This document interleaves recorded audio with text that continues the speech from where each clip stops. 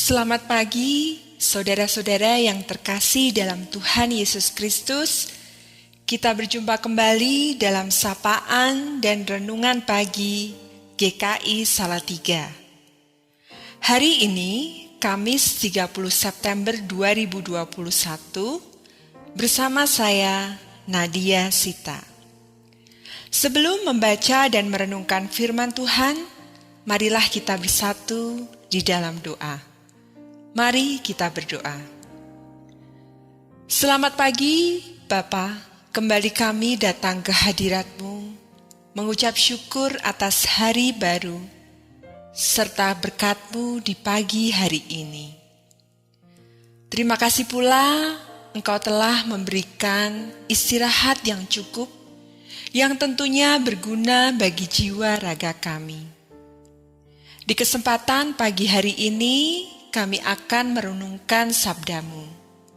Biarlah Roh Kudus yang memimpin kami untuk merenungkan firman-Mu, dan biarkan hati kami terbuka untuk menerima perintah-Mu. Terima kasih Bapa, kiranya hanya kasih setia-Mu yang menyertai kami. Di dalam nama-Mu kami berdoa. Amin.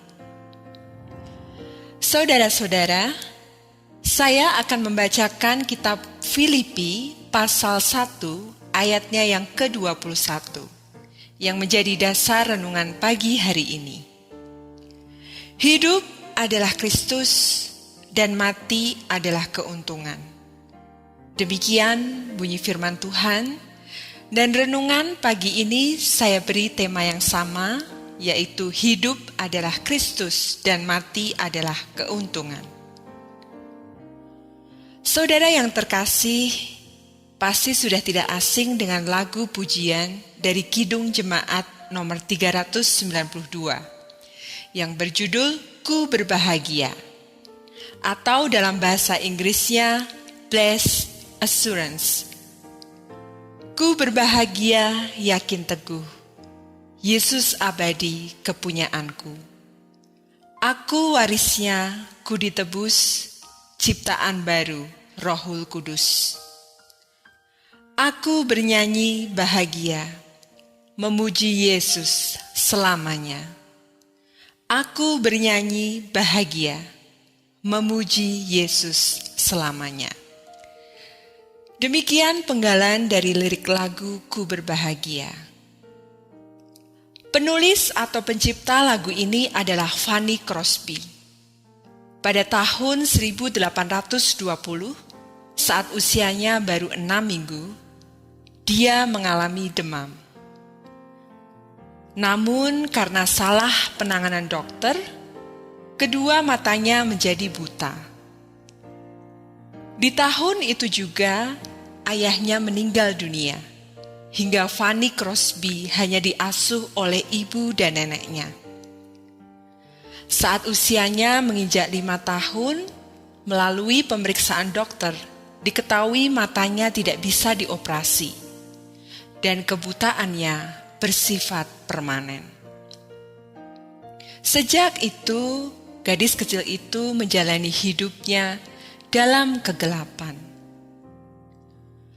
Namun kekurangannya dalam penglihatan ternyata diimbangi dengan kepekaannya menulis puisi dan lirik lagu. Sepanjang hidupnya, Fanny telah melahirkan hampir 9.000 lagu dan 3 buku kumpulan puisi.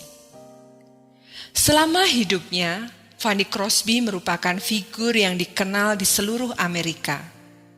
Dia dijuluki Ratu Penulis Lagu Gospel. Beberapa lagu pujian karyanya yang terkenal antara lain Blessed Assurance atau Ku Berbahagia, Kidung Jemaat nomor 392. Ada lagi Mampirlah Dengar Doaku, Kidung Jemaat nomor 26.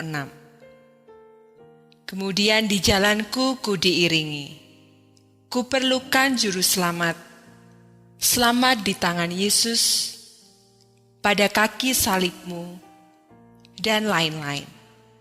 Bahkan setelah Fanny meninggal pun, 3.000 gereja di seluruh Amerika Serikat memperingati 105 tahun Fanny Crosby pada tahun 1925.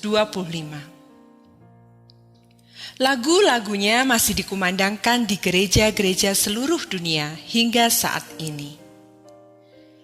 Lirik-lirik lagu ciptaan Fanny terinspirasi dari berbagai hal yang terjadi dalam hidupnya.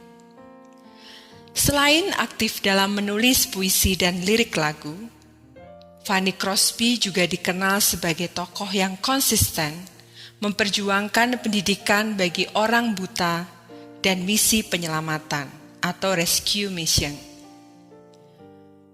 Meskipun selama hidupnya Fanny Crosby telah menulis hampir 9.000 lirik lagu, namun penghasilannya dari lagu-lagu tersebut sangat sedikit. Hal ini disebabkan sifat royalti saat itu yang hanya diberikan kepada komposer lagu dan tidak kepada penulis lirik. Dia hanya dibayar putus $1 atau $2 per lirik. Sepanjang hidupnya, dia tidak pernah memiliki rumah sendiri dan hanya tinggal di rumah-rumah sewa. Namun demikian, Fanny tidak pernah mempersoalkan hal tersebut dan menganggap tujuannya menulis lirik adalah untuk memenangkan jiwa orang-orang bagi Kristus. Pada zamannya, lagu-lagu Fanny Crosby telah menarik banyak orang kepada Yesus. Fanny Crosby telah melakukan banyak karya besar dalam masa hidupnya yang panjang. Kegelapan tidak menghalanginya untuk menciptakan puisi dan lirik lagu yang indah, serta berjuang untuk misi membantu pendidikan untuk orang buta sepertinya. Fanny meninggal dalam usia 95 tahun pada tanggal 15 Februari 1915. Di batu nisannya tertulis, "Dia telah melakukan apa yang dia mampu." Lagu Assurance of Pardon atau Ku Berbahagia mereflekskan perjalanan iman Fanny Crosby. Ini membawa kita pada pernyataan Paulus, "Hidup adalah Kristus dan mati adalah keuntungan." Sebagai orang Kristen, seluruh hidup kita adalah untuk membawa kemuliaan bagi Allah. Dan Paulus memiliki jaminan bahwa bahkan dalam penderitaannya, ia mencapai tujuan itu, yaitu hidup adalah Kristus. Tetapi seperti yang kita lihat di bagian kedua dari ayat tersebut, Paulus tahu bahwa kematiannya akan membawa kemuliaan bagi Tuhan juga. Dan bukan hanya itu, tetapi juga akan menjadi saat ketika imannya akan membuahkan hasil dan dia akan hidup bersama juru selamatnya untuk selama-lamanya. Yaitu mati adalah keuntungan. Paulus merindukan hari ketika kematian akan mempertemukan dia dengan Yesus. Semua orang Kristen merasakan tarikan dan merindukan kekekalan bersama Kristus. Surga akan jauh lebih baik daripada kehidupan duniawi kita. Karena kita akan hadir bersama Juru Selamat kita di tempat yang bebas dari dosa, penyakit, dan kematian. Apa yang hilang dalam hidup kita akan kita peroleh di surga. Sebelum saat itu tiba, tujuan kita di bumi adalah untuk hidup sebagai cahaya harapan dalam kegelapan dosa dan kematian. Kita menjalani kehidupan pengorbanan sehingga kita dapat diyakinkan seperti Paulus bahwa bahkan kematian kita akan memuliakan Kristus Yesus. Amin. Mari kita tutup dalam doa. Terima kasih Tuhan untuk firman-Mu yang senantiasa memberi penghiburan dan kekuatan bagi setiap kami anak-anak-Mu. Di tengah kesulitan, penderitaan, dan kematian yang sudah ada di depan mata, tuntun dan mampukanlah kami untuk merespon dengan hati yang bersukacita, melimpah dengan syukur, dan menghargai setiap berkat-Mu, Tuhan.